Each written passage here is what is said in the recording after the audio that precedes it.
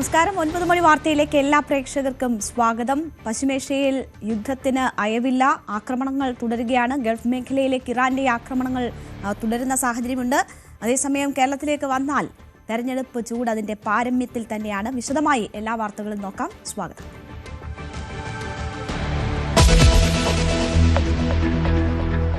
പശ്ചിമേഷ്യൻ സംഘർഷത്തിന് അയവില്ല. ഷാർജയിൽ ഡ്രോൺ ആക്രമണം. ദുബായിൽ കുവൈറ്റ് എണ്ണക്കപ്പലിന് നേരെയും ആക്രമണം. യുദ്ധം നിർത്തിയാൽ മാത്രം ചർച്ചയെന്ന് അമേരിക്കയോട് ഇറാൻ. 2 LPG ടാങ്കർ കൂടി ഉടൻ ഇന്ത്യയിലെത്തും.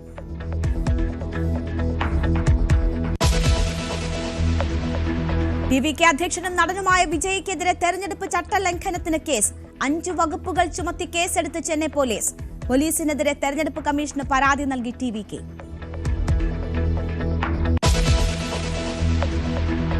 തെരഞ്ഞെടുപ്പിന് ഇനി 9 നാൾ. പ്രചാരണം കൊഴുപ്പിച്ച നേതാക്കൾ. രാഹുൽ ഗാന്ധി ഇന്ന് കോഴിക്കോട്, കണ്ണൂർ ജില്ലകളിൽ. പിണറായി വിജയൻ തിരുവനന്തപുരത്ത്.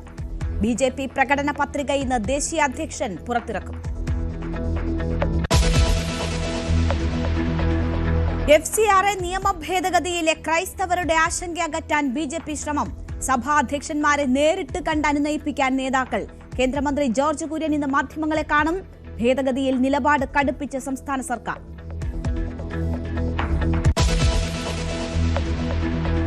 SDPI പിന്തുണയിൽ വാക്പോര് തുടരുന്നു. SDPIക്ക് വേണ്ടി സംസാരിക്കാൻ കേരളത്തിലെ ഏറ്റവും നല്ല CJP-കാരൻ മുഖ്യമന്ത്രിയെന്ന് KM ഷാജി. SDPI പിന്തുണ വേണമെന്ന് കുന്ദമംഗലം മണ്ഡലത്തിലെ ഇടത് സ്വതന്ത്രൻ PTA റഹീം. തെരഞ്ഞെടുപ്പിൽ ആദർശം വെറുതെ പറയാമെന്നേ ഉള്ളൂവെന്നും റഹീം.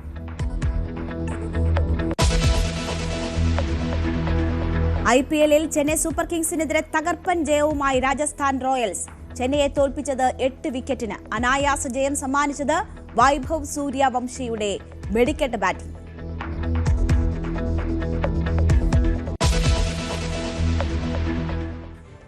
വാർത്തയിലേക്ക് വിശദമായി.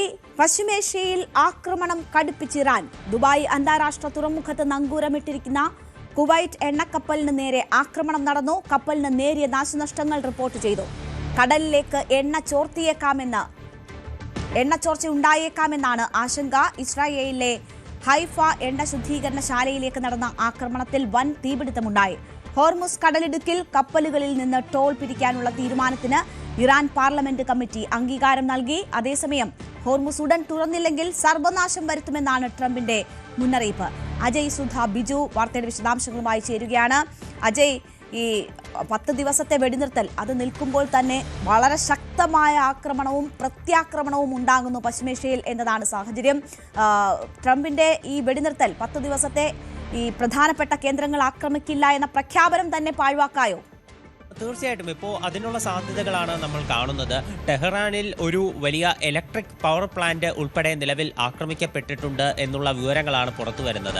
അമേരിക്ക നിലവിൽ ഇത്തരത്തിൽ ഇറാനിലുള്ള ഊർജ്ജ അതുപോലെ തന്നെ പവർ പ്ലാന്റുകൾ ആക്രമിക്കില്ല എന്നുള്ള അറിയിപ്പ് പുറപ്പെടുവിച്ചിരുന്നു. അതുകൊണ്ട് തന്നെ ഈ ആക്രമണത്തിന് പിന്നിൽ ഇസ്രയേൽ ആയിരിക്കാം എന്നാണ് സംശയമുള്ളത്. ഇപ്പോൾ ടെഹ്റാൻ അടക്കം നിരവധി നഗരങ്ങളിൽ ചില വൈദ്യുതി ബന്ധത്തിന് തടസ്സം ഉൾപ്പെടെ രേഖപ്പെടുത്തിയിട്ടുണ്ട് ഈ ഒരു ആക്രമണം കാരണം. അതേസമയം തന്നെ ഇസ്രായേലിലേക്കുള്ള ആക്രമണവും നിലവിൽ കടുത്തിരിക്കുകയാണ്. വടക്കൻ ഇസ്രായേലിലുള്ള ഹൈഫ എന്ന് പറയുന്ന ഒരു എണ്ണ ശുദ്ധീകരണശാലയിൽ ശക്തമായിട്ടുള്ള ഇറാനിയൻ അതുപോലെ തന്നെ ഹിസ്ബുള്ള ഗ്രൂപ്പിന്റെ ആക്രമണം ഉണ്ടായിട്ടുണ്ട്. ഇവിടെ വൻ തീപിടുത്തം ഉൾപ്പെടെ ഉണ്ടായതായിട്ടാണ് റിപ്പോർട്ടുകളുള്ളത്. എന്നാൽ മറ്റ് മരണസംഖ്യയോ കാഷ്വാലിറ്റീസ് ഒന്നും തന്നെ നിലവിൽ റിപ്പോർട്ട് ചെയ്തിട്ടില്ല. ഈ ആക്രമണത്തിന് പിന്നിൽ ഈ ഹിസ്ബുള്ളയാണോ അതോ ഇറാനാണോ എന്നുള്ള കാര്യം നിലവിൽ വ്യക്തമായിട്ടില്ല. ഈ വടക്കൻ മേഖലയിൽ ഹിസ്ബുള്ളയുടെ ആക്രമണവും രൂക്ഷമായി തന്നെ തുടരുകയായിരുന്നു. അതുപോലെ തന്നെ ഇറാന്റെ ആക്രമണവും ഇസ്രായേലിന്റെ പല ഭാഗത്തായിട്ടുണ്ട്.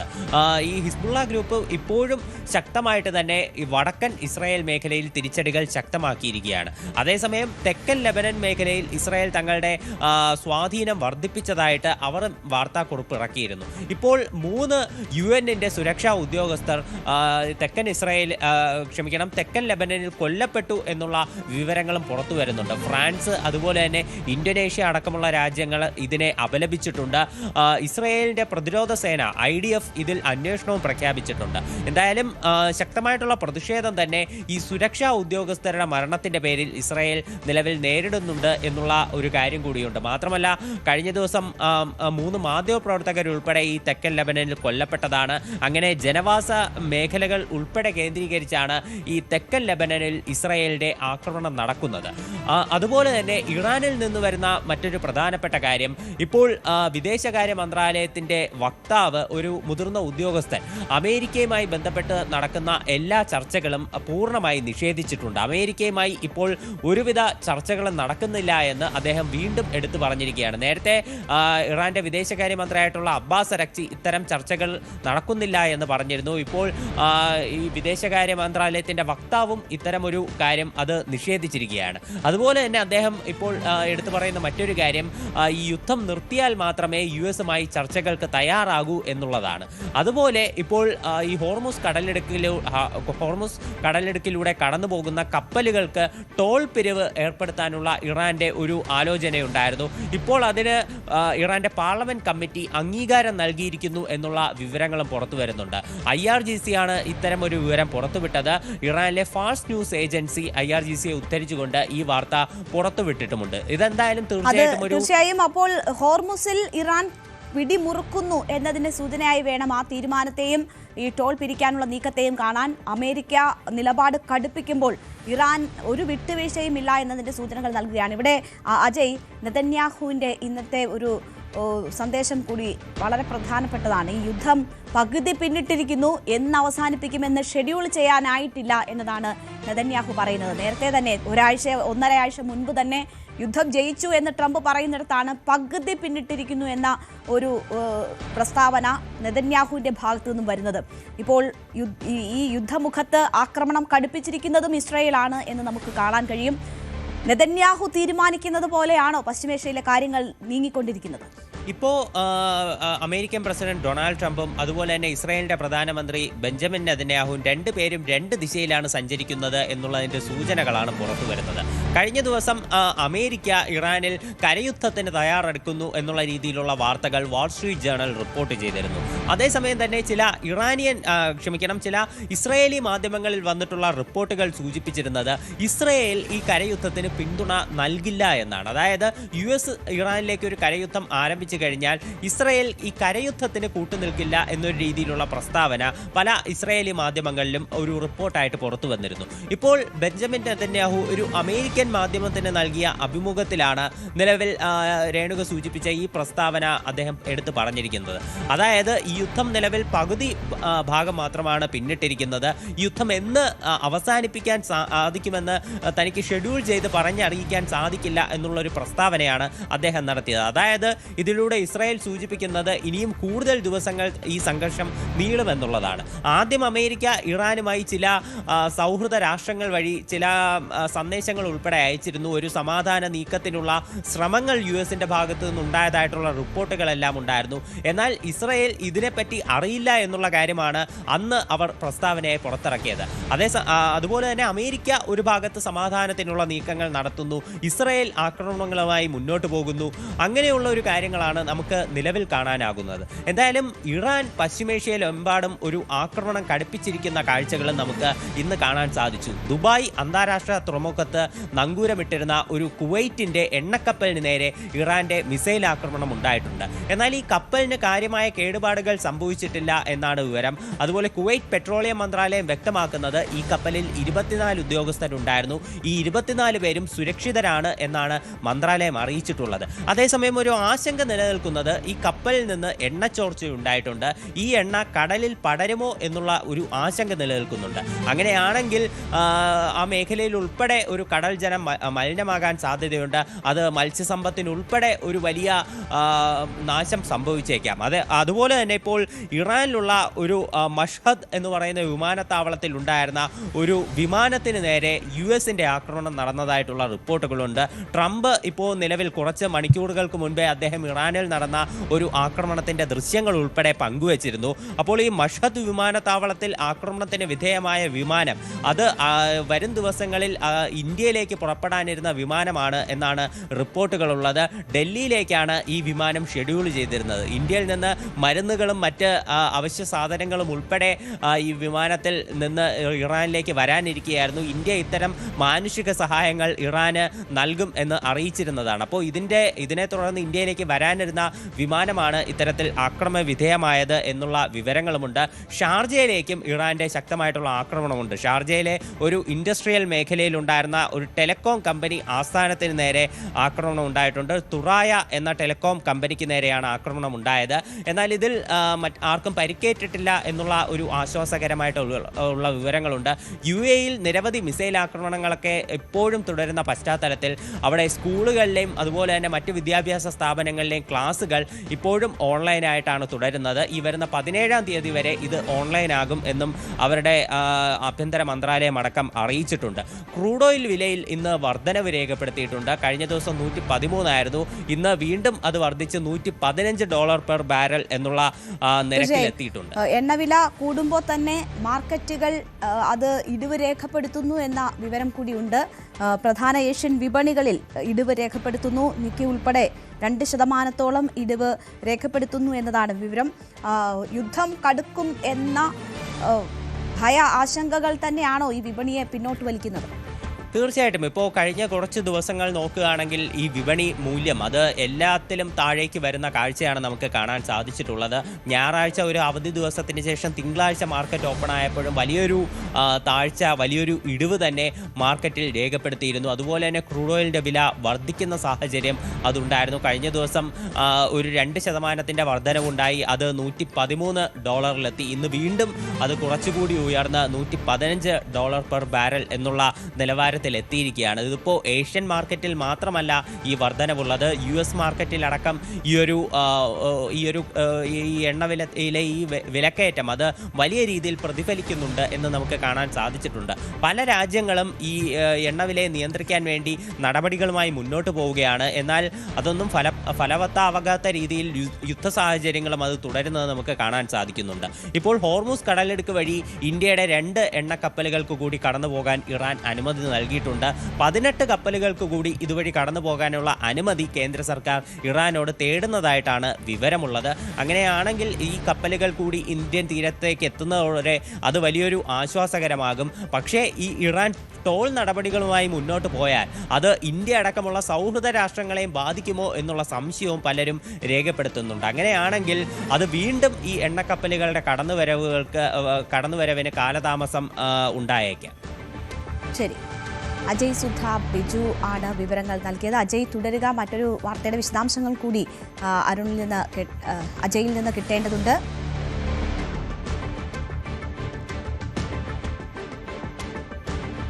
കേരളം പോളിംഗ് ബൂത്തിലെത്താൻ ഇനി 9 ദിവസമാണുള്ളത്. പ്രമുഖ നേതാക്കളെയും താരപ്രചാരകരെയും അണിനിരത്തിയ ആവേശം വാനോളം ഉയർത്തുകയാണ് മുന്നണികൾ. വടക്കൻ കേരളത്തിൽ ഇന്ന് രാഹുൽ ഗാന്ധി പങ്കെടുക്കുന്ന പ്രചാരണ പരിപാടി ഉണ്ടാകും.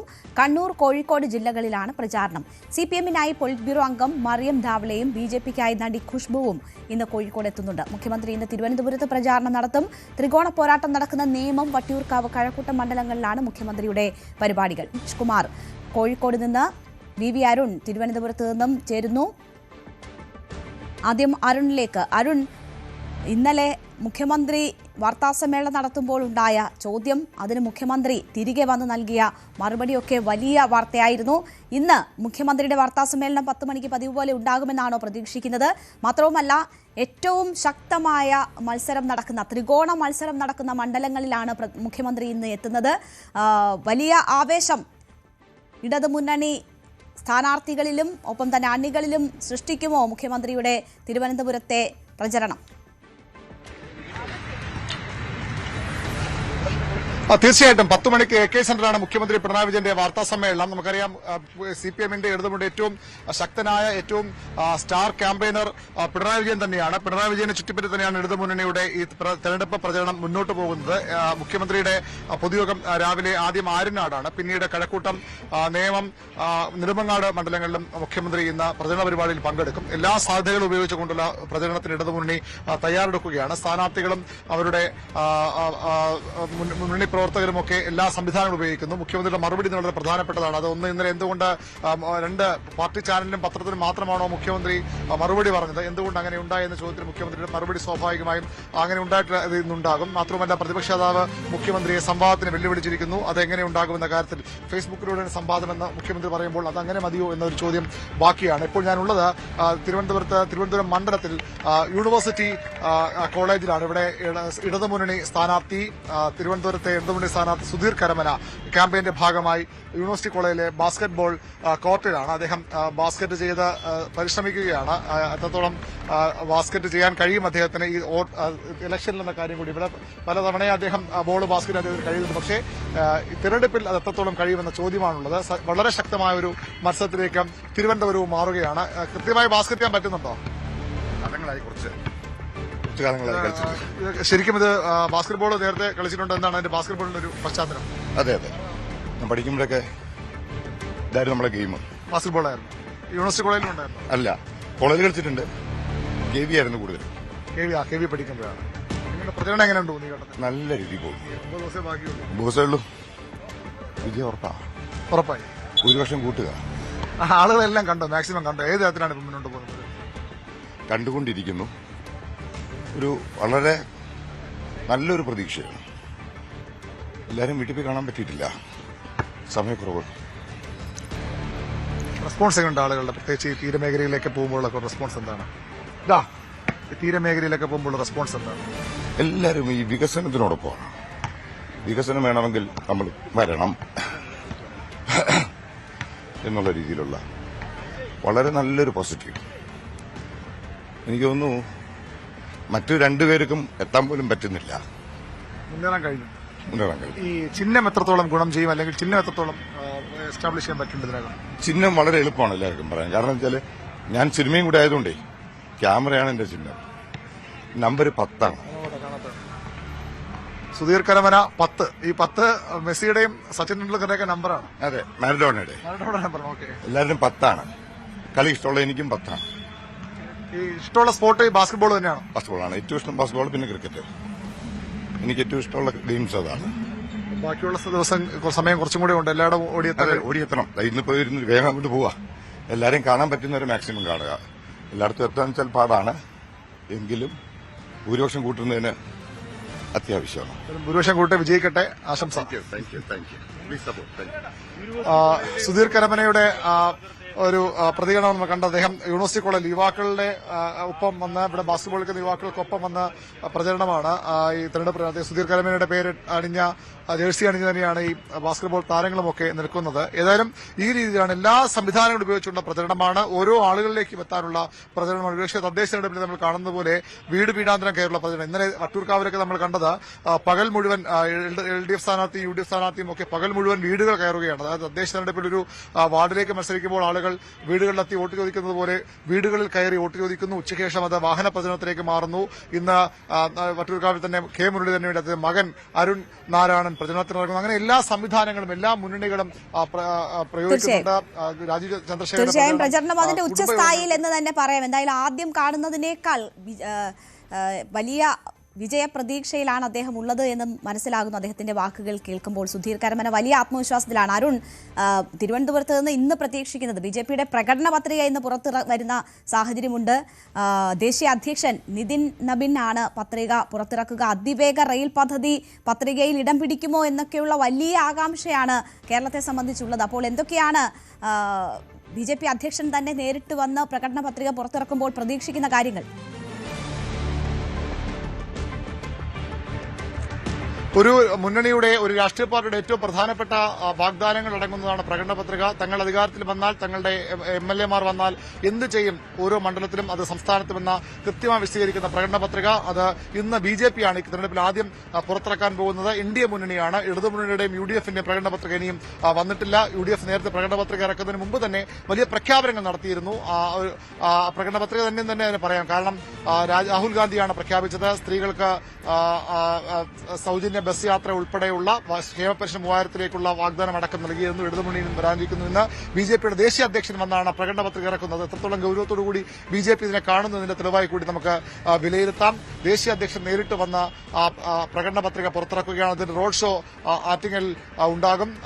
BJP-യുടെ പ്രകടന പത്രിക എന്തെല്ലാം ഉണ്ടാകും? വികസനമാണ് അവരുടെ ഏറ്റവും പ്രധാനപ്പെട്ട മുദ്രാവാക്യം. അവരുടെ മോട്ടോ അതാണ്. വികസിത കേരളത്തിലേക്ക് പോകണമെന്നാണ് അവരുടെ നിലപാട്. അതുകൊണ്ട് തന്നെ എയിംസ് ഉണ്ടാകും. വലിയ ചർച്ച എപ്പോഴും BJP നേതാക്കൾ ട്രോൾ ചെയ്യപ്പെടുന്നത് എയിംസിന്റെ പേരിലാണ്. എയിംസ് പോലും അനുവദിക്കാത്ത, നേരത്തെ വർഷങ്ങൾക്ക് മുമ്പ് പ്രഖ്യാപിച്ച എയിംസ് പോലും അനുവദിക്കാത്ത പാർട്ടിയാണ് BJP എന്ന വിമർശനം നേരിടേണ്ടി വരുന്നുണ്ട്. അതിവേഗ റെയിൽ പാതയുടെ കാര്യത്തിൽ എന്താണ് നിലപാടെന്ന് അറിയേണ്ടതുണ്ട്. വികസനത്തിന്റെ ഏതൊക്കെ പദ്ധതികൾ പ്രഖ്യാപിക്കാനുണ്ട്, മാലിന്യ സംസ്കരണ പ്രശ്നങ്ങളുണ്ട്, നഗരത്തിന്റെ യാത്രാവേഗം കൂട്ടാനുള്ള എന്തെല്ലാം നടപടികളുണ്ടാകും, അങ്ങനെ ആരോഗ്യരംഗത്ത് എന്തൊക്കെ മാറ്റങ്ങളുണ്ടാകും തുടങ്ങി വളരെ പ്രധാനപ്പെട്ട കാര്യങ്ങൾ BJP-യുടെ പ്രകടന പത്രികയിൽ ഉണ്ടാകുമെന്നാണ് സൂചന. അത് ദേശീയ അധ്യക്ഷൻ തന്നെ വന്ന് പ്രകടന പത്രിക പുറത്തിറക്കുന്നു. BJP ക്യാമ്പിന് ആവേശം പകർന്ന കഴിഞ്ഞ ദിവസം പ്രധാനമന്ത്രി നരേന്ദ്രമോദി 2 ജില്ലകളിൽ വന്നിരുന്നു. അമിത്ഷാ വൈകാതെ കേരളത്തിലേക്ക് എത്തുന്നുണ്ട്. ഈ ഓട്ടമാണ് രേണുക ഇവിടുത്തെ ഹൈലൈറ്റ്. സുധീർ കരമന അക്ഷരാർത്ഥത്തിൽ ഒരു ബാസ്കറ്റ്ബോൾ പ്ലെയർ. അദ്ദേഹം കേന്ദ്രീയ വിദ്യാലയത്തിൽ പഠിക്കുമ്പോഴൊക്കെ ബാസ്കറ്റ്ബോൾ കളിച്ചു എന്ന് പറഞ്ഞത് ആ ഒരു ഓർമ്മയിൽ അദ്ദേഹം സജീവമായി തന്നെ തെരഞ്ഞെടുപ്പിന് അക്ഷരാർത്ഥത്തിൽ ഓടുകയാണ് സ്ഥാനാർത്ഥികൾ. അത് ഇപ്പോൾ ഒരു ബാസ്കറ്റ്ബോൾ കോർട്ടിൽ കൂടി സ്ഥാനാർത്ഥി ഓടുന്നത് നമുക്ക് കാണാം. അങ്ങനെ ഓട്ടപ്പാച്ചിലാണ് 3 മുന്നണികളും. അതിനിടയിൽ താരപ്രചാരകരെ, ദേശീയ നേതാക്കളെ കൊണ്ടുവന്ന് പരമാവധി പ്രചരണത്തിന് ശ്രമം നടത്തുന്നുണ്ട്. മുഖ്യമന്ത്രി തലസ്ഥാനത്ത് ഇന്ന് ക്യാമ്പ് ചെയ്യുന്നു. അതുപോലെ BJP-യുടെ ദേശീയ അധ്യക്ഷൻ വരുന്നു. രാഹുൽ ഗാന്ധി സംസ്ഥാനത്ത് വന്നു കഴിഞ്ഞു. വരും ദിവസങ്ങളിൽ മറ്റ് നേതാക്കൾ വരും. പ്രധാനപ്പെട്ട നേതാക്കളൊക്കെ വന്ന് പോകുന്നു. തെരഞ്ഞെടുപ്പ് പ്രചരണം അതിന്റെ ഏറ്റവും ശക്തമായ ഘട്ടത്തിലേക്ക് കടക്കുന്നു. 9 ദിവസം മാത്രം കേരളം പോളിംഗ് ബൂത്തിലേക്ക് മാറാൻ എല്ലാ അടവുകളും എല്ലാ സാധ്യതകളും എടുത്ത് സ്ഥാനാർത്ഥികൾ പ്രചരണ രംഗത്ത് സജീവമാവുകയാണ്. വിഷയങ്ങൾ മാറിമറിയുന്നു. ഡീൽ ഇപ്പോഴും ശക്തമായി തന്നെ നിൽക്കുന്നു. തദ്ദേശ തെരഞ്ഞെടുപ്പിൽ വലിയ മേൽക്കൈ UDF ഉണ്ടാക്കിക്കൊടുത്ത തന്ത്രം ശബരിമല സ്വർണ്ണക്കൊള്ള, പൊറ്റിയേക്കേറ്റ് താരുന്ന പാട്ട്, ആ പാട്ട് പാടിയെത്തിയത് ഇന്ത്യയുടെ പ്രതിപക്ഷ നേതാവാണ് ഇന്നലെ. അതിന് മുഖ്യമന്ത്രി മറുപടി സ്വാഭാവികമായും പ്രതീക്ഷിക്കപ്പെടുന്നു. അങ്ങനെ ഡീലിനപ്പുറത്തേക്ക് ശബരിമല സ്വർണ്ണക്കൊള്ള കൂടി സജീവമായി ഉച്ചസ്ഥായിയിലാണ് തെരഞ്ഞെടുപ്പ് പ്രചരണം എന്നതാണ് അരുണിന്റെ വാക്കുകളിൽ തന്നെ ആവേശമുണ്ട്. അത്രമാത്രം ആവേശത്തിലാണ് മുന്നണികൾ തെരഞ്ഞെടുപ്പ് പ്രചരണ രംഗത്തുള്ളത്. നമുക്ക് കോഴിക്കോട്ടേക്ക് കൂടി പോകാം. MS അനീഷ് കുമാർ അവിടെ നിന്ന് ചേരുന്നുണ്ട്. അവിടെയാണ് ഇന്ന് രാഹുൽ ഗാന്ധി പങ്കെടുക്കുന്ന പ്രചരണ പരിപാടികൾ കണ്ണൂർ, കോഴിക്കോട് ജില്ലകളിലാണ് നടക്കുന്നത്. അനീഷ്, ഇന്നലെ പോറ്റിയെ കയറ്റിയ പാട്ട് രാഹുൽ ഗാന്ധി പാടുന്നു. ഒരു വനിതാ മുഖ്യമന്ത്രി എന്ന ഒരു ആശയം അത് മുന്നോട്ട് വെക്കുന്നു. വലിയ ചർച്ചകൾ ഇതുമായി ബന്ധപ്പെട്ടൊക്കെ സമൂഹ മാധ്യമങ്ങളിലും പുറത്തുമൊക്കെ നടന്നുകൊണ്ടിരിക്കുക. കൂടുതൽ വ്യക്തത രാഹുൽ ഗാന്ധി കാര്യങ്ങളിൽ നൽകുമോ എന്നതാണ് അറിയേണ്ടത്. കൂടുതൽ ശക്തമായി ഡീലും ഒപ്പം തന്നെ ശബരിമല സ്വർണ്ണക്കൊള്ളയൊക്കെ ഉന്നയിക്കാനാണോ മലബാറിലും രാഹുൽ തയ്യാറെടുക്കുന്നത്? എന്താണ് കോൺഗ്രസ് അണികൾക്കിടയിലേക്കുള്ള ആവേശം? എത്രയാണ് രാഹുൽ മലബാറിലേക്ക് എത്തുമ്പോൾ?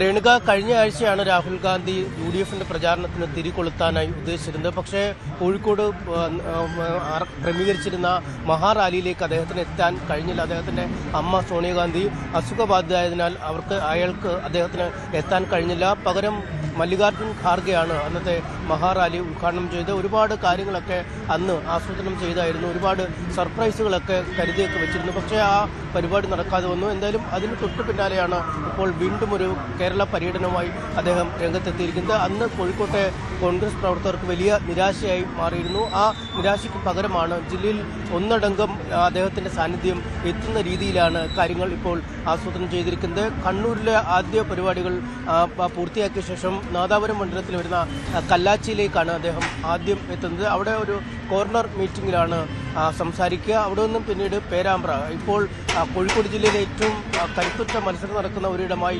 മാറിക്കഴിഞ്ഞിട്ടുണ്ട് പേരാമ്പ്ര. അവിടെ യൂത്ത് ലീഗിലെ ഫാത്തിമ തെഹ്ലിയും LDF കൺവീനർ TP രാമകൃഷ്ണൻ തമ്മിൽ ഏറ്റുമുട്ടുന്ന ഇടമാണ്. ഒരു സംസ്ഥാന നേതാവ് ആയിട്ടുകൂടി മണ്ഡലത്തിൽ നിന്നും മാറാൻ പോലും കഴിയാത്ത വിധം TP രാമകൃഷ്ണൻ പേരാമ്പ്രയിൽ കേന്ദ്രീകരിച്ച് തെരഞ്ഞെടുപ്പ് പ്രചാരണ പരിപാടികൾ നടത്തുമ്പോൾ തന്നെ ആ മത്സരത്തിൽ ഒരു കാഠിന്യം വ്യക്തമാവും. എന്തായാലും അവിടെയാണ് UDF അണികൾക്ക് ആവേശമായി രാഹുൽ ഗാന്ധി രണ്ടാമത്തെ പരിപാടി എത്തുന്നത്. അവിടെയും കോർണർ മീറ്റിംഗ് എന്ന രീതിയിൽ തന്നെയാണ് ക്രമീകരിച്ചിരിക്കുന്നത്. അടുത്ത മണ്ഡലമാണ് KSUവിന്റെ ജില്ലാ പ്രസിഡന്റ് VT സൂരജും ഒപ്പം സച്ചിൻ ദേവ്, കഴിഞ്ഞ തവണത്തെ MLA ആയ SFIയിലൂടെ രാഷ്ട്രീയത്തിലേക്ക് എത്തിയ നേതാവ് സച്ചിൻ ദേവും തമ്മിൽ തീപാറുന്ന പോരാട്ടം നടക്കുന്നത്. അവിടെ ബാലുശ്ശേരിയിൽ എത്തുന്ന രാഹുൽ ഗാന്ധി അവിടെ നിന്നും ഗ്യാരണ്ടി ബസ് എന്ന രീതിയിൽ ക്രമീകരിച്ചിരിക്കുന്ന വാഹനത്തിൽ കയറി നന്മണ്ട വരെ യാത്ര ചെയ്യും എന്നാണ് അറിയിച്ചിരിക്കുന്നത്. നേരത്തെ അരുണൊക്കെ പറഞ്ഞ രീതിയിൽ തന്നെ കോൺഗ്രസിന്റെ ഒരു വലിയ തുറുപ്പ് ചീട്ട് എന്ന് നമുക്ക് വിശേഷിപ്പിക്കാൻ കഴിയുന്നത് ഈ ഗ്യാരണ്ടികളാണ്. അതിൽ സ്ത്രീകൾക്ക് സൗജന്യമായി KSRTC വാഹനങ്ങളിൽ യാത്രയുണ്ട്, 25 ലക്ഷം രൂപ വരുന്ന ഇൻഷുറൻസ് പദ്ധതിയുണ്ട്, 3000 രൂപയായി പെൻഷൻ ഉയർത്തും, വിദ്യാർത്ഥികൾക്ക് പ്രത്യേക ആനുകൂല്യങ്ങൾ നൽകും. ഇങ്ങനെ പലതരത്തിലുള്ള ഗ്യാരണ്ടികളാണ് നൽകുന്നത്. ആ ഗ്യാരണ്ടികൾ ആലേഖനം ചെയ്തിരിക്കുന്ന ഒരു പ്രത്യേക ബസ്സാണ്. ആ ബസ്സിലാണ് അദ്ദേഹം യാത്ര ചെയ്യുന്നത്. നന്മടയിൽ എത്തിയ ശേഷം പിന്നീട് അവിടെ നിന്നും കൊയിലാണ്ടിയിലേക്ക് വരും. അവിടെയാണ് ജില്ലാ കോൺഗ്രസ് കമ്മിറ്റിയുടെ അധ്യക്ഷനായ K പ്രവീൺ കുമാർ മത്സരിക്കുന്നത്. അവിടെയാണ് വിശാലമായ റോഡ് ഷോയും പൊതുസമ്മേളനവും ഒക്കെ ക്രമീകരിച്ചിരിക്കുന്നത്. എന്തായാലും വിഷയങ്ങളിൽ ഒരു മാറ്റം ഓരോ ദിവസവും രാഹുൽ ഗാന്ധി വരുത്തുന്നത് നമ്മൾ കണ്ടു കഴിഞ്ഞു. ആദ്യം കോൺഗ്രസ് നേതാക്കൾ ഡീല് പറഞ്ഞാണ് തെരഞ്ഞെടുപ്പ് പ്രചാരണ രംഗത്ത് എത്തിയതെങ്കിൽ പിന്നീട് കേന്ദ്ര ഏജൻസികൾ എന്തുകൊണ്ട് മുഖ്യമന്ത്രിക്കെതിരെ കേസെടുക്കുന്നില്ല, അദ്ദേഹത്തെ ചോദ്യം ചെയ്യുന്നില്ല എന്നടക്കമുള്ള ചോദ്യങ്ങൾ ചോദിച്ചുകൊണ്ട് മുന്നോട്ട് വന്നിരുന്നു. എന്നാൽ കൊട്ടിക്കലാശത്തിലേക്ക് പതിയെ നീങ്ങുമ്പോൾ ഒരുപക്ഷെ ശബരിമല തന്നെ വീണ്ടും പൂർവാധികം കരുത്തോടുകൂടി ഉന്നയിക്കുക എന്നൊരു തന്ത്രത്തിലേക്ക് UDF എത്തിയെന്നാണ് നമുക്ക് മനസ്സിലാക്കാൻ കഴിയുന്നത്. പക്ഷേ അവിടെ മറുചോദ്യങ്ങളുമായി ഇപ്പോൾ തന്നെ സമൂഹ മാധ്യമങ്ങളിൽ അണികളും മറ്റും രാഹുൽ ഗാന്ധിക്കെതിരെ എത്തിക്കഴിഞ്ഞിട്ടുണ്ട്. സ്വന്തം വീട്ടിൽ പോറ്റ് കയറിയപ്പോൾ അറിയാത്ത ആൾ പോറ്റി എങ്ങനെ കയറി എന്നതിനെക്കുറിച്ച് ചോദിക്കുന്നതിൻ്റെ യുക്തി എന്താണ് എന്നടക്കമുള്ള കാര്യങ്ങൾ ചോദിക്കുന്നു. ഒരുപക്ഷെ ഇന്നു മുതൽ LDF നേതാക്കളൊക്കെ വാർത്താ സമ്മേളനങ്ങളും മറ്റുമൊക്കെ ഈ പോറ്റി വിവാദം അല്ലെങ്കിൽ അടൂർ പ്രകാശ് ഈ പോറ്റിയുമായി എങ്ങനെ സോണിയാഗാന്ധിയുടെ അടുത്തെത്തി എന്നടക്കമുള്ള ചോദ്യങ്ങളൊക്കെ ഉന്നയിച്ചേക്കും. വരും ദിവസങ്ങളിൽ ഈ വിഷയം തന്നെ കത്ത് നിൽക്കും. നിലവിൽ തന്നെ SDP ബന്ധവുമായി ബന്ധപ്പെട്ട പ്രശ്നങ്ങൾ, വെൽഫെയർ പാർട്ടി UDF സഖ്യമൊക്കെ തെരഞ്ഞെടുപ്പിൽ പല ദിവസങ്ങളിലായി ചർച്ചയായി മാറിയെങ്കിലും ഏറ്റവും ഒടുവിൽ ശബരിമലയാണ് വിഷയമായി വന്നിരിക്കുന്നത്. പക്ഷേ ഈ ചോദ്യങ്ങൾക്ക് ഉത്തരം പറയുന്ന രീതിയിൽ അല്ലെങ്കിൽ മാധ്യമങ്ങൾക്ക് അഭിമുഖങ്ങളൊന്നും നിലവിൽ നൽകുന്നില്ല, അല്ലെങ്കിൽ ഒരു വാർത്താ സമ്മേളനം ഒന്നും രാഹുൽ ഗാന്ധി വിളിച്ചു ചേർത്തിട്ടില്ല. പക്ഷേ ഇന്ന് എവിടെയെങ്കിലും ഒക്കെ വെച്ച് ഒരുപക്ഷെ മാധ്യമപ്രവർത്തകർ ഇത്തരം കാര്യങ്ങൾക്ക് ഒരു വിശദീകരണം അല്ലെങ്കിൽ ഈ വിവാദങ്ങളിൽ ആരോപണങ്ങളുള്ള ഒരു വിശദീകരണം രാഹുൽ ഗാന്ധിയോട് ഒരുപക്ഷെ ചോദിക്കാൻ സാധ്യതയുണ്ട്. രേണുക. ശരി, എന്തായാലും രാഹുൽ ഗാന്ധി ഇന്നലെ പറഞ്ഞു വെച്ചതാണ് വനിതാ മുഖ്യമന്ത്രി എന്നൊരു കാര്യം. അത് തൻ്റെ മനസ്സിലെ ഒരു ആഗ്രഹമാണ് എന്നാണ് രാഹുൽ ഗാന്ധി പറഞ്ഞത്. സ്ത്രീകൾ എന്താണോ ആഗ്രഹിക്കുന്നത് അത് നേടിത്തരാൻ UDF പ്രതിജ്ഞാബദ്ധമാണ്. തെരഞ്ഞെടുപ്പ് പ്രചാരണത്തിനിടെയായിരുന്നു രാഹുൽ ഗാന്ധിയുടെ ഈ പ്രസ്താവന. ഇക്കാര്യം രാഹുൽ പറയുമ്പോൾ സദസ്സിൽ കൈയടിക്കാതിരുന്ന പുരുഷന്മാരെ രാഹുൽ വിമർശിക്കുകയും ഒക്കെ ചെയ്തിരുന്നു. എന്തായാലും രാഹുലിൻ്റെ ആ വാക്കുകൾ കൂടി ഒന്ന് കേൾക്കാം. ഇത് ഉൾപ്പെടെയുള്ള കാര്യങ്ങളിൽ കൂടുതൽ വ്യക്തത രാഹുൽ വരുത്തുമോ എന്നത് ഇന്ന് പ്രതീക്ഷിക്കുന്നുണ്ട്. We want you to be participants in Kerala. In fact, I'm looking forward to the day when we have a woman Chief Minister of Kerala. See, the men are not clapping so loudly. Women are clapping loudly. So we want the women of Kerala to be able to fulfill their dreams.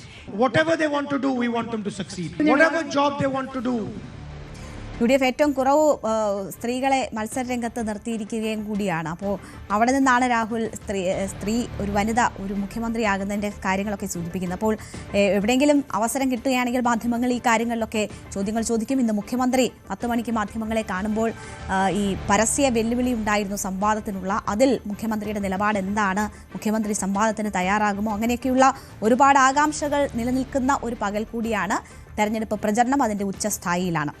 K മുരളീധരന് വേണ്ടി vote തേടി മകൻ അരുൺ നാരായണൻ മണ്ഡലത്തിലെത്തി. രാഷ്ട്രീയം എന്നും മനസ്സിലുണ്ടെങ്കിലും സജീവ രാഷ്ട്രീയ പ്രവർത്തനത്തെക്കുറിച്ച് ചിന്തിച്ചിട്ടില്ല എന്നാണ് അരുൺ പറയുന്നത്. വട്ടിയൂർക്കാവിൽ മുരളി ജയിക്കുമെന്നും കേരളത്തിൽ UDF തിരികെ വരുമെന്നും അരുൺ നാരായണൻ പറഞ്ഞു. വട്ടിയൂർക്കാവ് മണ്ഡലത്തിൽ തെരഞ്ഞെടുപ്പ് പ്രചരണം ചൂടുപിടിക്കുകയാണ്. എല്ലാ തരത്തിലുള്ള സംവിധാനങ്ങൾ ഉപയോഗിച്ചുള്ള പ്രചരണമാണ് ഇപ്പോൾ വട്ടിയൂർക്കാവ് മണ്ഡലത്തിൽ നടക്കുന്നത്. സ്ഥാനാർത്ഥികളും അവരുടെ സുഹൃത്തുക്കളും കുടുംബാംഗങ്ങളും ഒക്കെ വോട്ട് ചെയ്ത് ചേർന്നത്. എന്നോടൊപ്പം ഉള്ളത് വട്ടിയൂർക്കാവിലെ UDF സ്ഥാനാർത്ഥി, കോൺഗ്രസ് സ്ഥാനാർത്ഥി കെ മുരളീധരന്റെ മകൻ അരുൺ നാരായണനാണ്. അരുൺ നാരായണൻ എന്ന് പറയുമ്പോൾ സ്വാഭാവികമായിട്ടും ഈ കെ കരുണാകരന്റെ കുടുംബത്തിൽ നാരായണൻ എന്ന് പേര് കേൾക്കുമ്പോൾ തന്നെ ഗുരുവായൂരപ്പനുള്ളൊരു ഇഷ്ടമായിരിക്കില്ല. അങ്ങനെ എന്തുകൊണ്ട് പേരിന്റെ പിന്നിലുണ്ടോ? ഇല്ല, പേരിന്റെ പിന്നിൽ ശരിക്കും അമ്മയുടെ അച്ഛന്റെ പേര് ശങ്കരനാരായണൻ എന്നാണ്. അപ്പൊ അദ്ദേഹത്തിന്റെ ആ നാരായണൻ എന്നുള്ള പേര് അദ്ദേഹം മുത്തശ്ശന്റെ അടുത്ത് പറഞ്ഞു. സ്വാഭാവികമായിട്ടും എതിർക്കാൻ പറ്റില്ല, അങ്ങനെ ഒരു നാരായണൻ കയറി. ലീഡർക്ക് കൂടെ താല്പര്യമുള്ള പേരായിരിക്കണം എന്തായാലും. അല്ല, താല്പര്യം വരാതിരിക്കില്ലല്ലോ. നാരായണൻ എന്നുള്ളൊരു പേര് പറഞ്ഞാൽ സ്വാഭാവികമായിട്ടും ആക്സെപ്റ്റ് ചെയ്യുമല്ലോ, അങ്ങനെ പറഞ്ഞതായിരിക്കും. ശരിക്കും ഈ പ്രചരണ രംഗത്ത് അപ്രതീക്ഷിതമായ ഒരു കടന്നുവരവാണ് താങ്കൾ ഇവിടെ ഞങ്ങളെപ്പോലുള്ളവർ. കാരണം കെ മുരളീധരന്റെ മക്കളെ പറ്റി കേട്ടിട്ടുണ്ടെങ്കിലും അങ്ങനെ പൊതുവേദികളിൽ നിന്നും കണ്ടിട്ടില്ല. എന്താണ് ഈ ക്യാമ്പയിനിലേക്ക് ഇറങ്ങാനുള്ള കാരണം? അല്ല, ശരിക്കും 2011 അതേപോലെ 2016 ക്യാമ്പയിനിൽ ഉണ്ടായിരുന്നു. പിന്നെ ഇപ്രാവശ്യമാണ് നിങ്ങളുടെ കയ്യിൽ പിടിപെടുന്നതെന്ന് മാത്രമേ ഉള്ളൂ. എന്താണ് ഈ പൊളിറ്റിക്സിനോട് താല്പര്യം? പൊളിറ്റിക്സ് വളരെ ചെറുപ്പം തൊട്ടേ ശ്രദ്ധിച്ചിട്ടുണ്ടാകണം, കാരണം അങ്ങനെ ഒരു കുടുംബത്തിലാണ് ജനിച്ചതും വളർന്നതുമൊക്കെ. അതിനപ്പുറത്തേക്ക് ഈ വിദ്യാർത്ഥി രാഷ്ട്രീയത്തിലോ അല്ലെങ്കിൽ ഏതെങ്കിലും തരത്തിൽ രാഷ്ട്രീയ രംഗത്ത് പ്രവർത്തിച്ചിട്ടുണ്ടോ? ഇല്ല, അങ്ങനെ ഒരു സജീവ രാഷ്ട്രീയതായിട്ടില്ല. കാരണം +2 കഴിഞ്ഞതിന് ശേഷം മൈസൂർ, കോയമ്പത്തൂർ അങ്ങനെയായിരുന്നു പഠനവും കാര്യങ്ങളൊക്കെ. അപ്പൊ രാഷ്ട്രീയം എന്ന് പറയുന്നത് ഈ പറഞ്ഞ പോലെ നമുക്ക് എല്ലാവരുടെ ഉള്ളിലും ഒരു രാഷ്ട്രീയം ഉണ്ടല്ലോ. അപ്പൊ ഇപ്രാവശ്യം അച്ഛനല്ല ആര് സ്ഥാനാർത്ഥിയായെങ്കിലും UDF വേണ്ടി വരണം എന്നുള്ളത് ഉറപ്പിച്ചതായിരുന്നു. അപ്പോ അതിനുള്ളൊരു ഭാഗ്യം അച്ഛൻ സ്ഥാനാർത്ഥിയായി വന്നു. ഇരട്ടി സന്തോഷമാണ് അതിനുള്ളത്. എങ്ങനെയുണ്ട് ഈ മറ്റ് സംസ്ഥാനത്തിന്? ചെന്നൈയിലാണ് ജീവിക്കുന്നത്, നേരത്തെ ആയിരുന്നു, പിന്നീട് പുറത്തുമാണ്. മറ്റ് ഒരുവിധം സൗത്ത് ഇന്ത്യൻ സ്റ്റേറ്റ്സ് കവർ ചെയ്തിട്ടുണ്ട്. അവിടുത്തെ ഒരു ക്യാമ്പയിനൊക്കെ കണ്ടിട്ടുണ്ട്. നമ്മളെപ്പോലെ ഒരു അഗ്രസീവ് ആണോ അല്ല വളരെ സൈലന്റ് ക്യാമ്പയിൻ എന്ന് കേട്ടിട്ടുണ്ട്. എന്താണ് അവിടുത്തെ ഇവിടുത്തെ ഒരു ക്യാമ്പയിനിലെ വ്യത്യാസം? അല്ല, എന്തായാലും തീർച്ചയായും ഒരു വ്യത്യാസമുള്ള ഒരു ക്യാമ്പയിൻ ആയിരിക്കുമല്ലോ. ഓരോ സ്റ്റേറ്റിന് അവരുടേതായിട്ടുള്ള സംസ്കാരം. ഇതുപോലെ ഈ ബഹളവും പോസ്റ്ററും പ്രചരണ വാഹനങ്ങളും അനൗൺസ്മെന്റ് ഒന്നും ഇല്ലെന്നൊക്കെയാണ് കേട്ടിട്ടുള്ളത്. അങ്ങനെയല്ല, അത് മെയിൻ സ്ഥലത്തേക്ക് ഇല്ല എന്ന് മാത്രം. ഉള്ളിലേക്കൊക്കെ ഉള്ള സ്ഥലത്ത് ഈ പറഞ്ഞ പോലെ നമ്മളെക്കാളും ബഹളമാണ്. നമ്മളുടെ ഒരു ബഹളം എന്ന് പറയാൻ പറ്റില്ല, നമ്മളൊരു ആവേശം മാത്രമാണല്ലോ. അതൊരു ബഹളമായിട്ട് നമുക്ക് എടുക്കേണ്ട കാര്യമില്ല തോന്നുന്നു. നമ്മളെല്ലാ ആൾക്കാരും ഉള്ളിലുള്ള രാഷ്ട്രീയം ആ സമയത്ത് അവർ പ്രകടിപ്പിക്കുന്നു, അത്രേ ഉള്ളൂ. അത് ഒരിക്കലും ബഹളമല്ല.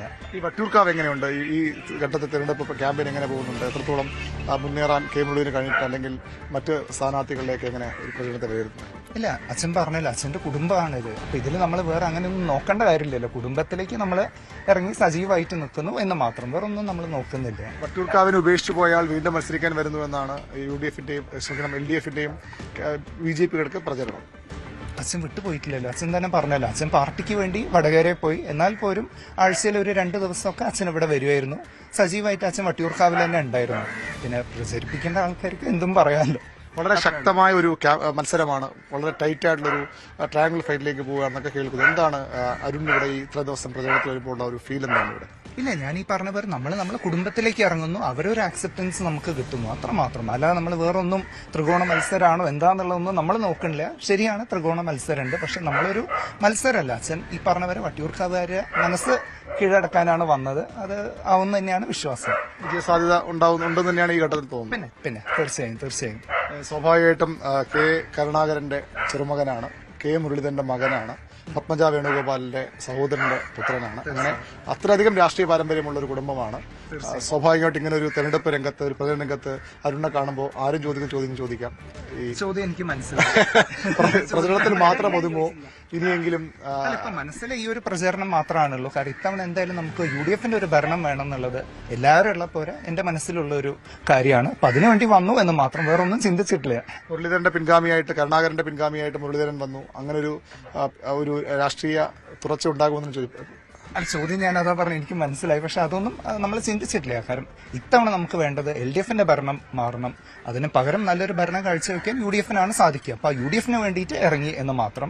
സ്ഥാനാർത്ഥി അച്ഛനായതുകൊണ്ടാണ് ഈ ഒരു ചോദ്യം വന്നത്, അതല്ലാന്നാണ് ഈ ചോദ്യം. സ്വാഭാവികമായിട്ട് വരും. കെ കരുണാകരന്റെ ചെറുമകൻ ഇങ്ങനെ ഒരു ക്യാമ്പയിൻ ഇറങ്ങും, സ്വാഭാവികമായിട്ട് ചോദ്യം ഉണ്ടാവും. തീർച്ചയായും മുന്നേയും ക്യാമ്പയിന്റെ ഭാഗമായിരുന്നു. ഇപ്രാവശ്യം മാത്രം ഞാൻ ഈ പറഞ്ഞതുപോലെ നിങ്ങൾ പിടിയിൽ പെട്ടു എന്ന് മാത്രം, അത്രേ ഉള്ളൂ. ഏതായാലും പ്രചരണം സജീവമായി തന്നെ മുന്നോട്ട് പോകുന്നു. അച്ഛന് വോട്ട് ചോദിച്ചാണ് അരുൺ നാരായണൻ ഈ വട്ടിയൂർക്കാവ് മണ്ഡലത്തിലെ ഇന്ന് അദ്ദേഹം ഉള്ളത് ബാട്ടൺ ഹില്ലാണ്, തിരുവനന്തപുരം ലോ കോളേജിനടുത്ത് ബാട്ടൺ ഹില്ലാണ്. അവിടെ ഓരോ വീട്ടുകാരെയും കണ്ട് അച്ഛന് വേണ്ടി പ്രാർത്ഥിക്കണമെന്നൊക്കെ പറഞ്ഞുകൊണ്ടാണ് അരുണിന്റെ ക്യാമ്പയിൻ മുന്നോട്ട് പോകുന്നത്. ഓക്കെ, നമുക്ക് കൂടുതൽ വാർത്തകളിലേക്ക് തിരിച്ചെത്താം ചെറിയൊരു ഇടവേളയ്ക്ക് ശേഷം.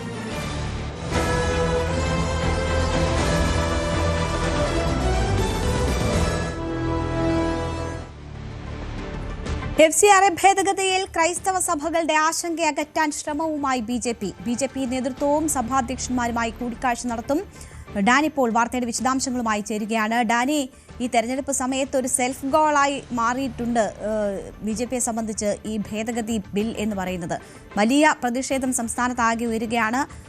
പ്രതിപക്ഷ നേതാവും ഒപ്പം തന്നെ മുഖ്യമന്ത്രിയും ഒക്കെ പ്രധാനമന്ത്രിക്ക് കത്തെഴുതിയ സാഹചര്യമൊക്കെ നിലനിൽക്കുമ്പോഴാണ് അനുനയ ശ്രമങ്ങൾ ബി.ജെ.പി നേതൃത്വത്തിന്റെ ഭാഗത്തു നിന്നും ഉണ്ടാകുന്നത്. എങ്ങനെയാണ് സഭാധ്യക്ഷന്മാരെ ഈ കാര്യങ്ങളൊക്കെ വിശദീകരിക്കാനുള്ള നീക്കം നടത്തുന്നത്?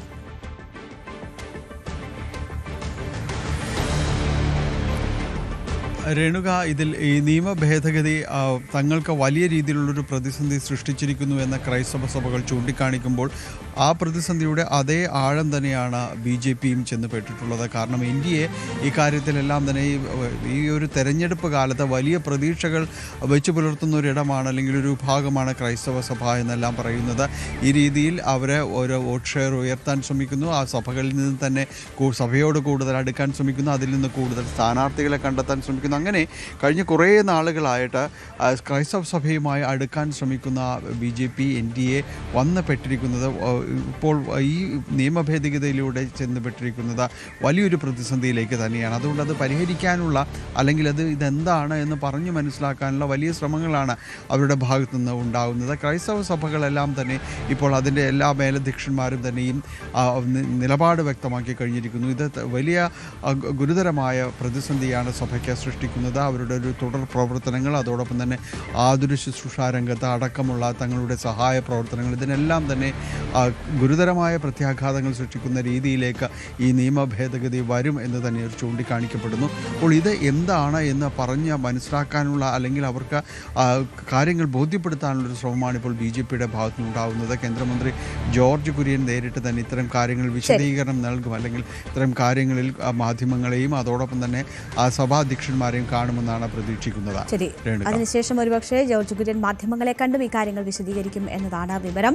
എന്തായാലും FCRA നിയമ ഭേദഗതിയിൽ നിലപാട് കടുപ്പിച്ചിരിക്കുകയാണ് സംസ്ഥാന സർക്കാർ. ആശങ്കകൾക്ക് പരിഹാരം കാണാതെ ബില്ലുമായി മുന്നോട്ട് പോകരുതെന്നാവശ്യപ്പെട്ട് മുഖ്യമന്ത്രി പ്രധാനമന്ത്രിക്ക് ഇന്നലെ കത്തയച്ചിരുന്നു.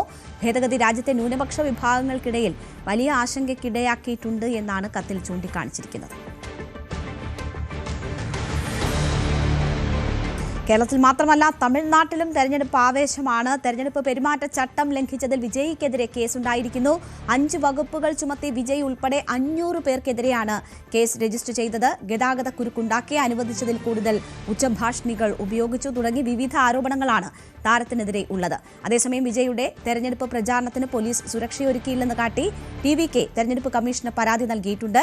അജയ് സുധ ബിജു വാർത്തയുടെ വിശദാംശങ്ങളുമായി ചേരുകയാണ്. അജയ്, കരൂർ ദുരന്തം നമുക്കറിയാം. ഇപ്പോഴും വിജയ് എത്തുന്ന ഓരോ ഇടങ്ങളിലും വലിയ ജനക്കൂട്ടമുണ്ട്. അവിടെ പോലീസിന്റെ ഭാഗത്തു നിന്ന് അനാസ്ഥയുണ്ടാകുന്നു എന്നതാണ് TVK ചൂണ്ടിക്കാട്ടുന്നത്. അതേസമയം ഈ തെരഞ്ഞെടുപ്പ് പെരുമാറ്റച്ചട്ടം ലംഘിച്ചു എന്ന് കാട്ടി വിജയ്ക്കെതിരെ കേസെടുക്കുന്നു. ഇത് ഒക്കെ തെരഞ്ഞെടുപ്പിന്റെ ഭാഗമാണോ? എന്താണ് മനസ്സിലാക്കാൻ കഴിയുന്നത്? ഇത് വലിയൊരു തെരഞ്ഞെടുപ്പ് സ്റ്റണ്ടിലേക്കാണ് തമിഴ്നാട്ടിൽ ഇത്തരം റാലികൾ എല്ലാം നീങ്ങുന്നതെന്ന് നമുക്ക് കാണാൻ സാധിക്കുന്നുണ്ട്. കാരണം കഴിഞ്ഞ ദിവസം സ്റ്റാലിൻ നാമനിർദ്ദേശ പത്രിക കൊളത്തൂരിൽ സമർപ്പിച്ചിരുന്നു. അപ്പോൾ സ്റ്റാലിൻ്റെ ഈ റാലി എന്ന് പറയുന്നത് വലിയൊരു ശക്തി പ്രകടനമായിട്ടാണ് ഈ റാലി കൊളത്തൂരിൽ എത്തിയത് എന്ന് നമുക്ക് കാണാൻ സാധിക്കുന്നുണ്ട്. വലിയൊരു ജനക്കൂട്ടവും അതുപോലെ തന്നെ ഓപ്പൺ ജീപ്പിലുള്ള സ്റ്റാലിൻ ജനങ്ങളെ അഭിസംബോധന ചെയ്തുകൊണ്ട് പാതയോരങ്ങളിലൂടെ നീങ്ങുന്നതും എല്ലാം നമ്മൾ കണ്ടതാണ്.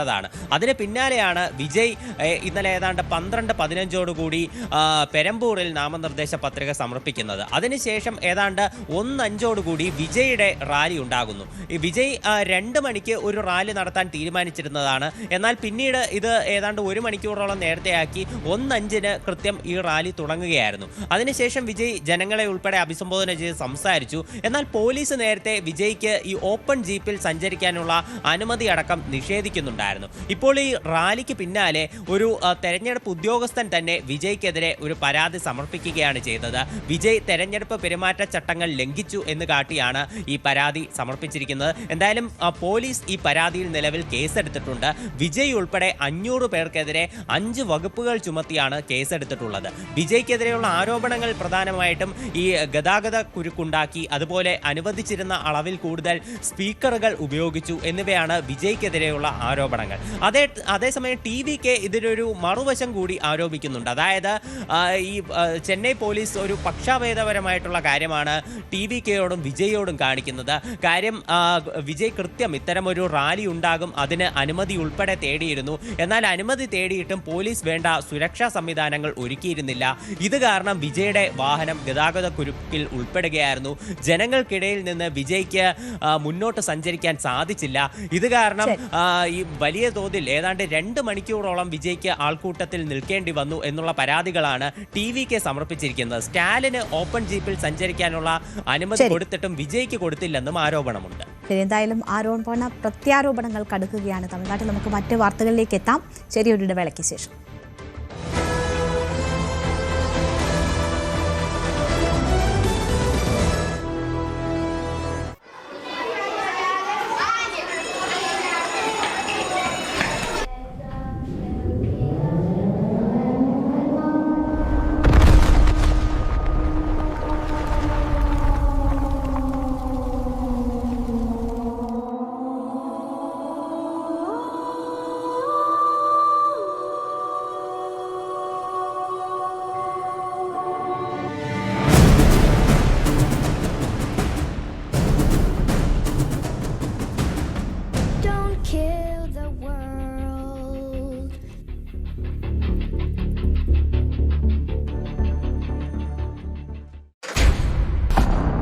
കളിക്കളം റെഡി.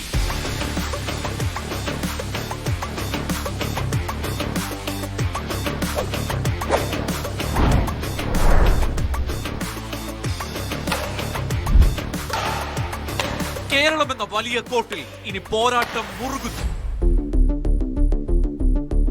140 മണ്ഡലങ്ങളുടെ ഭാവി നിർണയിക്കുന്ന പോരാട്ടം.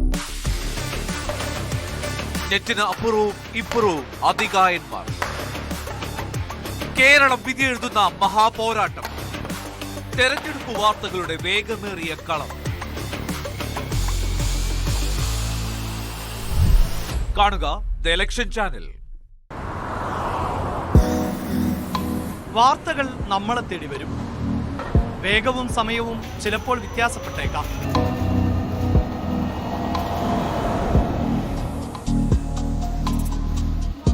ഫ്ലാഷ് ന്യൂസുകളും ബ്രേക്കിംഗ് ന്യൂസുകളും പുറം കാഴ്ചകളായി ഓടിമറയും.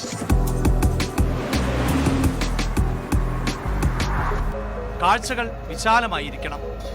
ഒരു വശം മാത്രമല്ല, എല്ലാ വശവും നമ്മളിലേക്ക് എത്തണം.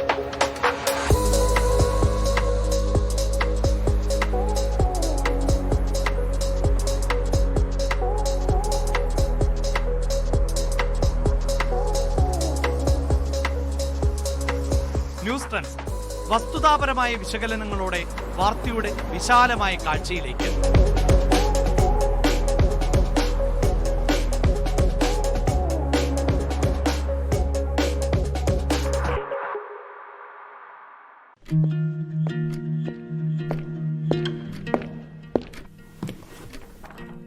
Today the world changes at every fraction of a second.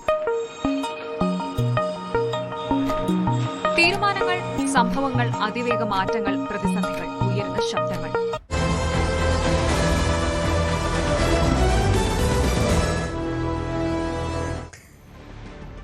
വാർത്തകൾ തുടരുന്നു. SDPI പിന്തുണ തള്ളാതെ CPM. ഈ നിലപാടിനെതിരെ രൂക്ഷ വിമർശനവുമായി മുസ്ലിം ലീഗ് നേതാവ് KM ഷാജി രംഗത്ത്. SDPIക്ക് വേണ്ടി സംസാരിക്കാൻ കേരളത്തിലുള്ള ഏറ്റവും നല്ല CJP-കാരൻ മുഖ്യമന്ത്രിയാണ്. SDPI നേതാക്കൾക്കെതിരെയുള്ള കള്ളക്കേസുകൾ BJP പിൻവലിക്കാൻ കേരളത്തിലെ SDPIയുടെ പിൻബലം CPM വിലയ്ക്ക് വാങ്ങിയതാണ്. ഇത് ഡീലാണെന്നും KM ഷാജി ആരോപിച്ചു. ഇതാ വളരെ ഔദ്യോഗികമായി പറയുന്നു, നിങ്ങൾ ഈ ചെയ്യുന്നത് SDPIയുടെ നേതാക്കന്മാർ ജയിലിലാണ്.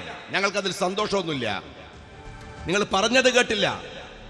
അവരെ അവിടെ നിന്ന് മോചിപ്പിച്ച് കേസിൽ ലഘൂകരിക്കാൻ, മോദിയോട് സംസാരിക്കാൻ നിങ്ങൾക്ക് ഒരാളെ ഉള്ളൂ കേരളത്തിൽ. അത് BJPയുടെ സംസ്ഥാന പ്രസിഡന്റ് അല്ല. മോദിയോട് SDPIക്ക് വേണ്ടി സംസാരിക്കാൻ ഇന്ന് കേരളത്തിലുള്ള ഏറ്റവും നല്ല CJP-കാരൻ അത് സഖാവ് പിണറായി വിജയനാണ്. ഇത് ഡീലാണ്. SDPI നേതാക്കന്മാർക്കെതിരെയുള്ള കള്ളക്കേസുകളെ BJP പിൻവലിക്കാൻ കേരളത്തിലെ SDPIയുടെ പിൻബലം CPM വിലക്കു വാങ്ങിയതാണ്.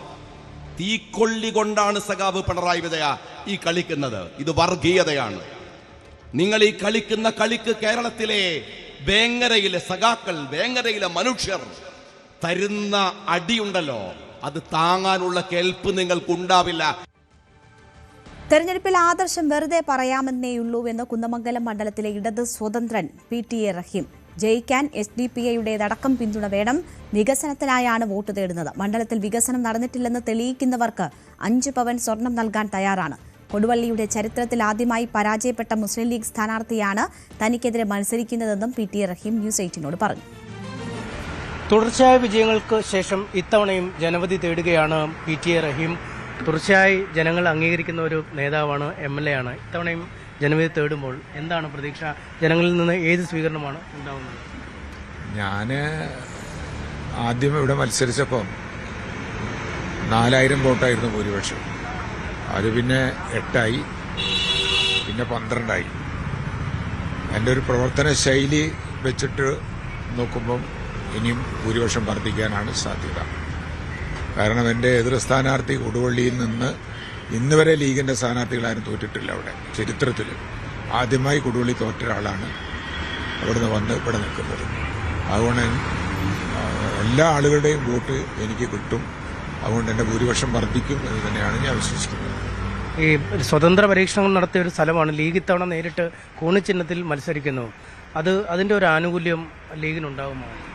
ഇല്ല എന്നുള്ളതാണ് ഞാൻ നിങ്ങളോട് നേരത്തെ പറഞ്ഞത്. കാരണം ചരിത്രത്തിൽ പെരിന്തൽമണ്ണിൽ നിന്ന്, കണ്ണൂരിൽ നിന്ന്, കൊയിലാണ്ടിയിൽ നിന്ന് ഒരുപാട് ആളുകൾ കൊടുവള്ളി വന്ന് ജയിച്ചു പോയിട്ടുണ്ട്. ഇന്ന് വരെ ലീഗ് അവിടെ തോറ്റിട്ടില്ല. ആകെ മുസ്ലിം ലീഗിന്റെ ഒരു സ്ഥാനാർത്ഥി തോറ്റത് അദ്ദേഹമാണ്. പക്ഷേ ലീഗ് നേതൃത്വം കണ്ണൂരിലെ പാർട്ടി കോട്ടകളിൽ ഇതുവരെ ഇല്ലാത്ത പോരാട്ടത്തിലാണ് മണ്ഡലം സാക്ഷ്യം വഹിക്കുന്നത്. രക്തസാക്ഷി ഫണ്ട് വിവാദത്തിൽ വെല്ലുവിളി ഉയർത്തി പുറത്തുവന്ന വി കുഞ്ഞികൃഷ്ണൻ നിശബ്ദമായ പ്രചാരണത്തിലാണ്. വിവാദങ്ങളൊന്നും തന്നെ ബാധിക്കുന്നില്ലെന്നും പാർട്ടി പൂർണ്ണമായും കൂടെയുണ്ട് എന്നുള്ള വിശ്വാസത്തിലുമാണ് LDF സ്ഥാനാർത്ഥി TI മധുസൂദനൻ. കുഞ്ഞികൃഷ്ണൻ ഉയർത്തിയ വെല്ലുവിളി പാർട്ടി കോട്ടയെ എങ്ങനെ സ്വാധീനിച്ചു എന്നതിന്റെ വിലയിരുത്തൽ കൂടിയാകും ഈ തെരഞ്ഞെടുപ്പ് ഫലം. കൂടുതൽ വിവരങ്ങളുമായി ഞങ്ങളുടെ പ്രതിനിധി രഞ്ജിത്ത് രാമചന്ദ്രൻ ചേരുകയാണ്. അതിനു മുൻപ് രഞ്ജിത്തിലേക്ക് വരും മുൻപ് ആ റിപ്പോർട്ട് കാണാം. പുറത്ത് വലിയ ആരവങ്ങളില്ല. വീട് വീടാന്തരം കയറിയുള്ള വോട്ട് ചോദിക്കൽ, ഒപ്പമുണ്ടാകുമെന്ന് കരുതുന്ന പ്രിയപ്പെട്ടവരെ ചേർത്ത് നിർത്തൽ, വീടുകളിൽ കയറാൻ ആരുടെയും സഹായം പോലും ചോദിക്കാതെയാണ് കുഞ്ഞികൃഷ്ണന്റെ പ്രചാരണം. താൻ ഉയർത്തിയ വിവാദങ്ങൾ CPM കേന്ദ്രങ്ങളെ അമ്പരപ്പിച്ചിട്ടുണ്ടെന്നും അണികൾ അതിൽ ബോധവാന്മാരാണെന്നും പാർട്ടിക്കോട്ടയിൽ അത് വോട്ടാകുമെന്നുമാണ് കുഞ്ഞികൃഷ്ണൻ വിശ്വസിക്കുന്നത്. ലോക്സഭാ തെരഞ്ഞെടുപ്പിൽ 13,000 വോട്ടിന്റെ മാത്രം ഭൂരിപക്ഷമാണ് മണ്ഡലത്തിൽ LDFനുള്ളത്. അത് മറികടക്കാനാകുമെന്നും കുഞ്ഞികൃഷ്ണന്റെ ഒപ്പമുള്ളവർ പറയുന്നു. ജനങ്ങള് ഞാൻ പറഞ്ഞ കാര്യം, ഞാൻ പാർട്ടിക്കകത്ത് നിന്ന് പുറത്താകാനുണ്ടായ സാഹചര്യം, ഇതെല്ലാം ജനങ്ങൾക്ക് നല്ല ബോധ്യമുണ്ട്. എന്ന് മാത്രമല്ല, ഒരു ജനാധിപത്യപരമായ രീതിയിലുള്ള അവകാശങ്ങൾ അനുവദിക്കാത്ത ഒരു നിലപാടാണ് LDFന്റെ ഭാഗത്ത് നിന്നുണ്ടായിക്കൊണ്ടിരിക്കുന്നത്. ഇതെല്ലാം ജനങ്ങൾ നോക്കിക്കാണുന്നുണ്ട്. അപ്പം അങ്ങനെ വരുമ്പോൾ ജനങ്ങളുടെ ഭാഗത്ത് നിന്ന് എനിക്ക് അനുകൂലമായ നല്ല പ്രതികരണമാണ് ഉണ്ടായിക്കൊണ്ടിരിക്കുന്നത്. അത് തെരഞ്ഞെടുപ്പിൽ ഗുണം ചെയ്യും. വിജയസാധ്യത തള്ളിക്കളയുന്നില്ല, വിജയിക്കുമെന്ന് തന്നെയാണ് വിശ്വസിക്കുന്നത്. തോൽവി അറിയാത്തതാണ് പയ്യന്നൂരിൽ CPM ചരിത്രം. കഴിഞ്ഞ നിയമസഭാ തെരഞ്ഞെടുപ്പിൽ 50,000-നടുത്തുള്ള ഭൂരിപക്ഷം. സ്ഥാനാർത്ഥിയുടെ വ്യക്തിബന്ധം, എത്ര ആരോപണങ്ങൾ വന്നാലും പാർട്ടിക്കൊപ്പം നിൽക്കുന്ന ബഹുജനങ്ങൾ. പയ്യന്നൂർ കോട്ടകാക്കാൻ ഇത്രയും ധാരാളമെന്നാണ് TI മധുസൂദനൻ പറയുന്നത്. ഞങ്ങളുടെ നിലപാട് സമീപനങ്ങളും പറയും. ജനങ്ങളിൽ ഏറ്റവും വലിയ ഞങ്ങളുടെയൊക്കെ നയിക്കുന്നവർ, അവരുടെ മുന്നിൽ ഞങ്ങൾ ശരിയും സത്യവുമാണ് എന്നുള്ള ബോധ്യം അവർക്കുണ്ട്. ആ ആവേശം ജനങ്ങളിൽ കാണാനുണ്ട്. അവരത്രയും ഹൃദയത്തിൽ ചേർത്ത് പിടിച്ചിട്ടാണ് ഈ മണ്ഡലത്തിലെ ജനങ്ങൾ ഞങ്ങളെ സ്വീകരിക്കുന്നത്. കുഞ്ഞികൃഷ്ണന്റെ ആരോപണങ്ങൾ പാർട്ടിക്കോട്ടകളെ ഇളക്കിയിട്ടുണ്ടെന്ന് വ്യക്തം. കാത്തിരിക്കാം അതുണ്ടാക്കുന്ന പ്രകമ്പനമെന്തെന്നറിയാൻ. കർണാടക ബോർഡറിനോട് സമീപത്തുള്ള ചട്ടിവയൽ എന്ന പ്രദേശത്താണ് ഞാനും സുമേഷ് മോറാഴയുമുള്ളത്. വലിയ വിശാലമായ, അതിവിശാലമായ മണ്ഡലമാണ് പയ്യന്നൂർ. ഇവിടെ തെരഞ്ഞെടുപ്പ് ചൂട് അങ്ങനെ തിളച്ചു മറിയുകയാണ്. വി കുഞ്ഞികൃഷ്ണനും TI മധുസൂദനുമായുള്ള പോരാട്ടത്തിന് അതിലും വലിയ ചൂടും ചൂരുമുണ്ട്.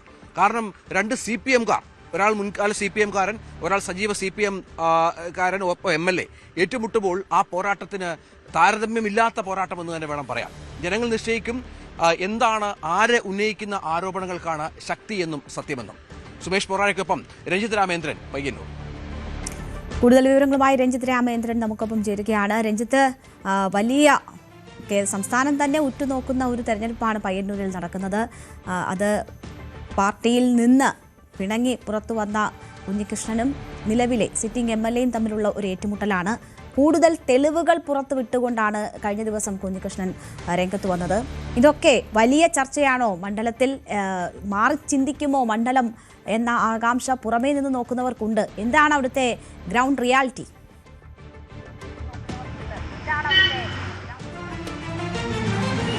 എന്തായാലും അസാധാരണമായ ഒരു പോരാട്ടത്തിനാണ് സംശയമില്ല പയ്യന്നൂർ മണ്ഡലം സാക്ഷ്യം വഹിക്കുന്നത്. കാരണം നമുക്കറിയാം, പയ്യന്നൂരിലെ ഏരിയ സെക്രട്ടറി വരെ ആയിരുന്ന, ഇവിടെ പയ്യന്നൂരിലെ വിവിധ മേഖലകളിൽ പാർട്ടി പ്രവർത്തകരുടെ ഏറെ പ്രിയങ്കരനായിരുന്ന വി കുഞ്ഞികൃഷ്ണൻ ഇവിടെ മധുസൂദനെതിരെ പോരാട്ടം നടത്തുമ്പോൾ അതെന്തെങ്കിലുമൊക്കെ പ്രകമ്പനം ഉണ്ടാക്കുമെന്ന പ്രതീക്ഷ കുഞ്ഞികൃഷ്ണനൊപ്പം ഉള്ളവർക്ക് ഉണ്ട് എന്നാണ് മനസ്സിലാക്കേണ്ടത്. വെള്ളൂർ, കോറോം, കരിവള്ളൂർ, പെരിങ്ങോം അടക്കമുള്ള സ്ഥലങ്ങളിൽ വലിയ പിന്തുണയുള്ള ഒരു നേതാവ് കൂടിയാണ് വി കുഞ്ഞികൃഷ്ണൻ. ഇതൊക്കെ വോട്ടായി മാറും എന്നുള്ള പ്രതീക്ഷ അദ്ദേഹത്തിനൊപ്പം ഉള്ളവർ ണ്ട്. പക്ഷേ ഈ ആരോപണങ്ങളൊന്നും ഏശില്ല എന്നാണ് മധുസൂദനൊപ്പമുള്ളവർ പറയുന്നത്. ഇന്നലെയും കുഞ്ഞികൃഷ്ണൻ ചില തെളിവുകളും മറ്റും പുറത്തുവിട്ടിരുന്നു. പാർട്ടി ഏരിയ സെക്രട്ടറിയുടെ അക്കൗണ്ടിലൂടെ മാറിയ ചില പണവും അതുമായി ബന്ധപ്പെട്ട പലിശ അടക്കം ഇവർ ഉപയോഗിച്ചു എന്ന കാര്യത്തിലൊക്കെ. പക്ഷേ ഇതൊക്കെ കൃത്യമായ പാർട്ടി സ്ക്രൂട്ടണി ഉണ്ട് എന്നുള്ള മറുപടിയാണ് CPMന്റെ ഭാഗത്തു നിന്ന് ഉണ്ടാകുന്നത് എന്നത് ശ്രദ്ധേയമാണ് രേണുക. മറ്റൊരു പ്രധാനപ്പെട്ട കാര്യം എന്ന് പറയുന്നത്, ഈ പ്രദേശങ്ങളിലൊക്കെ നമുക്കറിയാം, ഈ മണ്ഡലം രൂപീകൃതമായ മുതൽ തന്നെ പിണറായി വിജയൻ മുതൽ PK ശ്രീമതി വരെ, പിന്നീട് ഇപ്പോൾ TK മധുസൂദൻ വരെ ഉള്ള ആളുകൾ, CPMക്കാർ മാത്രം ജയിച്ച ഒരു മണ്ഡലം കൂടിയാണ് ഇത്. ഇവിടെ ഓരോ തവണയും ഭൂരിപക്ഷം ഉയർത്തുക എന്നുള്ളതാണ് സ്ഥാനാർത്ഥികൾ എപ്പോഴും ശ്രദ്ധ കേന്ദ്രീകരിക്കുന്നത്. നേരത്തെ 50,000-ന് മുകളിൽ വോട്ടുകളുടെ ഭൂരിപക്ഷത്തിനാണ് ഇവിടെ മധുസൂദനൻ ജയിച്ച ഒരു പശ്ചാത്തലം ഒരുങ്ങുന്നത്. പാർട്ടി കോട്ട എന്ന അക്ഷരാർത്ഥത്തിൽ ഇവിടെ പറയാം. പക്ഷേ ഇപ്പോൾ ഉണ്ടായ പ്രശ്നം, കുഞ്ഞികൃഷ്ണനെ പോലെ ഒരുപക്ഷെ പാർട്ടിയെ ബാധിക്കാവുന്ന, പാർട്ടി അണികളെ സ്വാധീനിക്കാവുന്ന രക്തസാക്ഷി ഫണ്ട് പോലെയുള്ള ആരോപണങ്ങൾ ഉയർന്നു വരുമ്പോൾ അതിനെ പ്രതിരോധിക്കുക എന്നുള്ള വലിയൊരു ശ്രമത്തിലാണ് പാർട്ടി ഉള്ളത് എന്ന് ഏറ്റവും ശ്രദ്ധേയമായ ഒരു കാര്യമാണ്. മുഖ്യമന്ത്രി പിണറായി വിജയൻ അടക്കം ഈ 5, 6, 7 തീയതികളിൽ ഈ മണ്ഡലത്തിൽ ഉണ്ടാകുമെന്നാണ് മനസ്സിലാകുന്നത്. കൂടുതൽ സമയവും അദ്ദേഹം ചിലവഴിക്കുക ഈ പയ്യന്നൂരും തളിപ്പറമ്പും പോലെയുള്ള മണ്ഡലങ്ങളിലാവും. കാരണം അവിടെയാണ് പാർട്ടി വിട്ട പ്രധാനപ്പെട്ട ആളുകൾ പാർട്ടിക്ക് വെല്ലുവിളി ഉയർത്തിക്കൊണ്ട് മുന്നോട്ട് വരുന്ന ഒരു പശ്ചാത്തലം ഒരുങ്ങുന്നത്. അത് ഒഴിവാക്കുക, അത് ജനങ്ങളോട്, പാർട്ടി അണികളോട് വിശദീകരിക്കുക എന്ന അത്രത്തോളം വലിയ ഒരു കടമ്പ പാർട്ടി കടക്കേണ്ടതുണ്ട്. ഭൂരിപക്ഷം കുറഞ്ഞാൽ പോലും, അത് നേർപകുതിയാവുകയോ അതിൽ താഴെയൊക്കെ എത്തുകയോ ചെയ്താൽ പോലും അത് വലിയൊരു ചോദ്യചിഹ്നമായി പാർട്ടിക്ക് മുന്നിൽ നിൽക്കും എന്ന കാര്യത്തിൽ സംശയമില്ല. കുഞ്ഞികൃഷ്ണനും TK ഗോവിന്ദനെയും പോലെയുള്ള ആളുകൾ ഉയർത്തുന്ന വെല്ലുവിളികൾ അതിജീവിക്കാനുള്ള അശ്രാന്ത പരിശ്രമത്തിലാണ് പാർട്ടി എന്നാണ് മനസ്സിലാക്കേണ്ടത് ഈ മേഖലകളിലൂടെ യാത്ര ചെയ്യുമ്പോൾ. രേണുക, ശരി, എന്തായാലും യാത്ര ചെയ്ത് രഞ്ജിത്ത് രാമേന്ദ്രൻ ധർമ്മടത്ത് എത്തിയിട്ടുണ്ട്. പയ്യന്നൂരിലെ മറ്റുമൊക്കെയുള്ള പൊതുവെയുള്ള സാഹചര്യമാണ് രഞ്ജിത്ത് വിശദീകരിച്ചത്. നമ്മളുടെ ഇന്നത്തെ സമയം 9 മണി വാർത്തയുടെ സമയം അവസാനിക്കുകയാണ്. ഇടവേളയ്ക്ക് ശേഷം ന്യൂസ് ട്രെൻഡ്സ് കാണാം. KP അഭിലാഷ് ചേരും.